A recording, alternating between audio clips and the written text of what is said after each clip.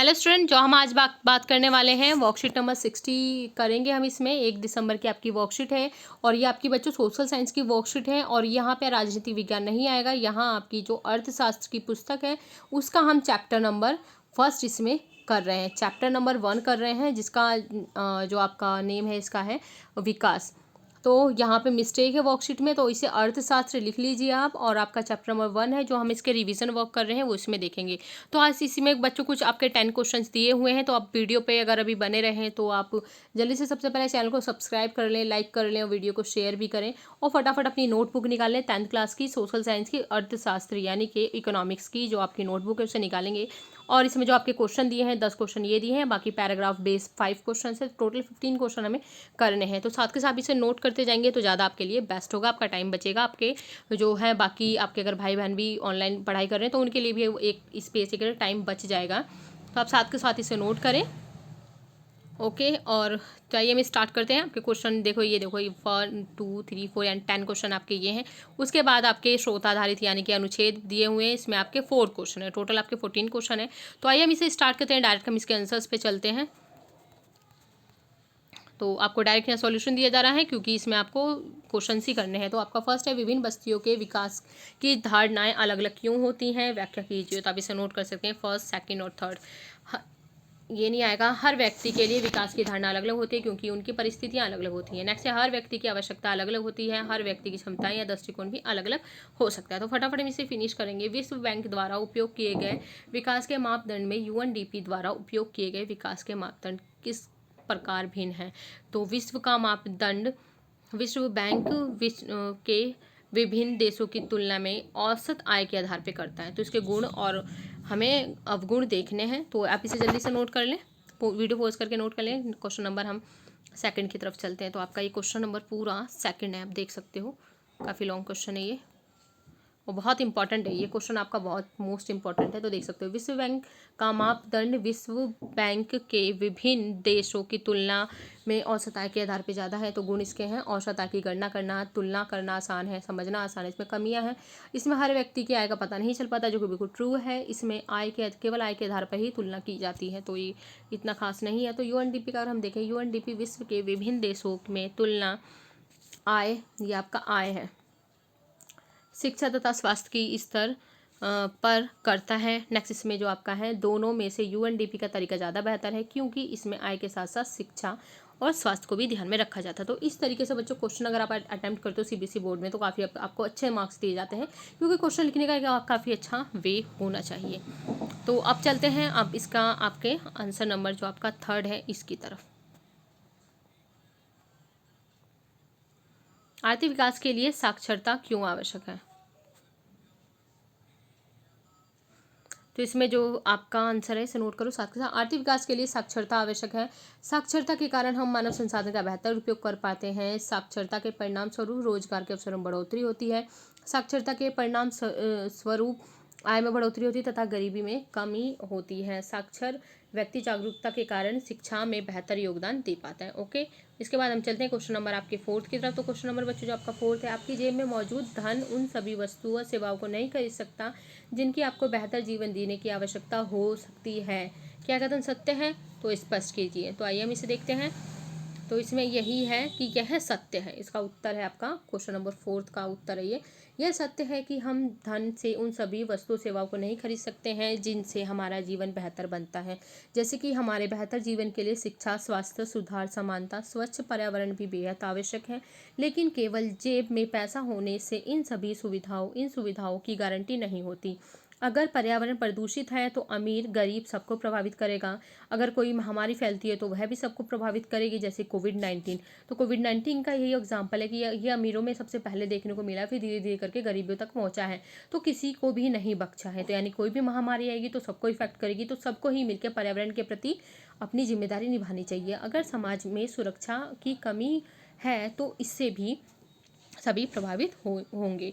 Question number आपका जिसमें 5 है, भारत में ग्रामीण क्षेत्रों में बालिकाएं कभी कभी माध्यमिक स्तर की शिक्षा प्राप्त करने में सक्षम नहीं होती हैं। इनके 3 कारण हैं। भारत पुरुष प्रधान समाज है, महिलाओं को इसमें कम तरह का जाता है। समाज में व्याप्त लैंगिक भेदभाव है, अभी भी बहुत ज़्यादा भेदभाव किया जाता है। लड़कों और लड़कियों की अपेक्षा समाज में अधिक महत्व दिया जाता है लड़कों को ज़्यादा महत्व दिया जाता है। श्रम का लैंगिक विभाजन देख सकते हैं, यानी कि श्रम में भी बॉयज़ को ज़्यादा प्रीफ्रेंस दिया जाता है।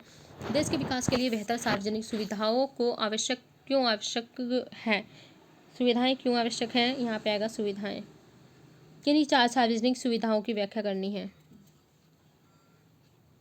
समाज तथा देश के एक समान विकास के लिए सार्वजनिक सुविधाएं आवश्यक हैं। निजी वस्तुओं तथा सुविधाएं महंगी होती हैं। निर्धनता को कम करने के लिए सार्वजनिक सुविधाएं आवश्यक हैं। सार्वजनिक सुविधाएं जैसे परिवहन सुविधा, डीटीसी, मेट्रो, सरकारी स्कूल, सरकारी अस्पताल, जलापूर्ति आदि। सतत आर्थिक विकास क्या है? पर्यावरण क्षरण को रोकने के कोई 3 उपाय बताने हैं। तो पर्यावरण क्षरण को बिना नुकसान पहुंचाए तथा आने वाली पीढ़ी को ध्यान में रख के किया जाने वाला एक समान विकास सतत आर्थिक विकास कहलाता है।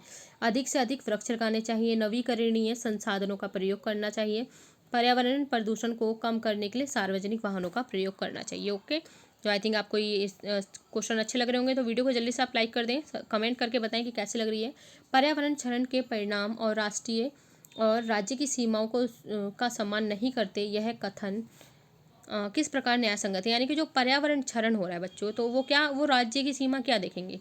जैसे हम इसमें एग्जाम्पल लिखने वाले हैं। यह कथन सही है कि पर्यावरण क्षरण के परिणाम राष्ट्रीय और राज्य की सीमाओं का सम्मान नहीं करते। अगर प्रदूषण हमारे पड़ोसी देश में पाकिस्तान में होता है तो देखो बच्चों, उसका प्रभाव हमारे देश के ऊपर भी होगा। ऐसा नहीं है कि उसे बॉर्डर पार करने पे रोक दिया जाएगा।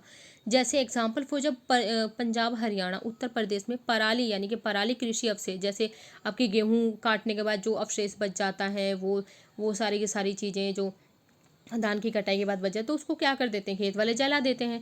तो जलाने के बाद क्या होता है, उसमें से धुआं निकलता है, जो हमारी दिल्ली के ऊपर भी पॉल्यूशन क्रिएट करता है। जो अभी ये टाइम चल रहा है पॉल्यूशन का पूरा चल रहा है, तो उसी का इफेक्ट है। तो दिल्ली में होने वाला वायु प्रदूषण हमारे आसपास के राज्यों को भी प्रभावित कर रहा है। तो पर्यावरण का संरक्षण हमारी जिम्मेदारी, यानी कि हम सबकी जिम्मेदारी है, क्योंकि वो जो हमारी बनाई हुई सीमाएं हैं, दिल्ली, यूपी, ये सब नहीं देखेगा। क्वेश्चन नंबर 9 है, पृथ्वी के पास सभी जरूरतों को पूरा करने के लिए पर्याप्त संसाधन है, लेकिन एक व्यक्ति का लालच को पूरा करने के लिए नहीं है। यह कथन मतलब किस प्रकार से सही है, व्याख्या करनी है। गांधी जी का यह कथन विकास की चर्चा के लिए प्रासंगिक है। यह सही है कि पृथ्वी के ऊपर हमारी आवश्यकताओं के लिए संसाधन उपलब्ध हैं, लेकिन हम इनका अति उपयोग, अति दोहन करते हैं, तो न केवल पर्यावरण प्रदूषण की समस्या बढ़ती है, बल्कि विकास भी असंतुलित हो जाता है। बढ़ता प्रदूषण गरीब तथा अमीर देश को, अमीर तथा गरीबी के भेदभाव सभी अति दोहन का परिणाम है। क्वेश्चन नंबर 10 इसे नोट कर लो बच्चों, आप फटाफट जल्दी से नोट करेंगे। इसमें अंतर स्पष्ट करना था। विकसित और विकासशील देशों में, विकसित देशों में तकनीकी का विकास अधिक है, जबकि विकासशील देशों में तकनीकी का विकास कम होता है। विकसित देशों में साक्षरता दर अधिक है, जबकि विकासशील देशों में साक्षरता दर कम है। विकासशील देशों की तुलना में स्वास्थ्य सुविधाएं बेहतर है, और विकसित देशों में निर्धनता भी बच्चों विकासशील देशों की तुलना में काफ़ी कम है। अब शोध आधारित प्रश्न है, मैंने आपको डायरेक्ट आंसर करा रखे हैं, तो आप एक एक लाइन छोड़ के लिख सकते हैं। आप यहाँ क्वेश्चन की ऐसे लाइन छोड़ दें पूरी की पूरी, यहाँ पे आंसर नंबर 1 डाल के लिख लें, तो ये आपकी पूरी लाइन है, ये आप इसे नोट करेंगे। सेकंड का आंसर है आपका यूएनडीपी। ओके, और तीसरे में आपको इसके पूछे गए थे मेन मानक, वो पूछे गए थे। तो पहला आपका है इसमें आय, दूसरा है साक्षरता दर, तीसरा है जीवन प्रत्याशा। तो मेरे चैनल को जरूर से बच्चे सब्सक्राइब कर लो, और इसे लाइक ज़रूर करें कि आपको वीडियो कैसी लग रही है। लाइक करके जरूर जाएं, और कमेंट भी बच्चों जरूर करें कि आपको मेरी वीडियो कैसी लग रही है। अब इसके बाद है लास्ट क्वेश्चन आपका है 4th, आप इसे नोट करेंगे।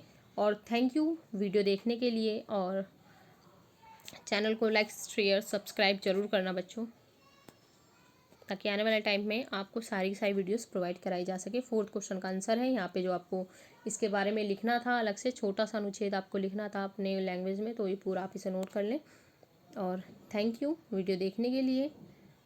मैं हूँ नीरज। चैनल को जो सब्सक्राइब करें, लाइक करें, कमेंट करें, अपने दोस्तों के साथ भी शेयर करेंगे। ओके, तो आपको इस चैनल पे सारी की सारी सब्जेक्ट की वीडियो प्रोवाइड कराई जाएंगी। मैथ्स, साइंस, 10th के आगे अब आने वाली है मैथ, साइंस, हिंदी, इंग्लिश, सारी वीडियोस आपको मंगलवार तक यानी कि कल तक इस पे अपलोड मिल जाएंगी।